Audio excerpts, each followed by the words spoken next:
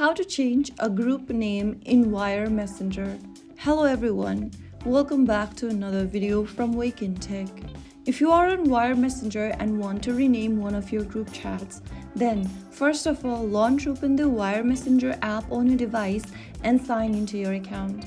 Now go ahead and open up the group chat that you want to change from your chat list. After you're inside the group, go to the top of the screen and tap on your current group name. After tapping the drop-down, select Conversation Details. Now, from the Details page, tap the pencil icon right next to your current group name. Erase the current name and write down a new name. Once done, click on the Done at the bottom right and you can now close this screen off.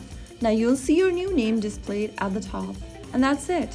You successfully changed the group name in Wire Messenger. Keeping your group names updated can make conversations easier to organize and recognize. If you found the video helpful, don't forget to like, share, and subscribe to our channel. I will see you again in the next video. Thank you for watching.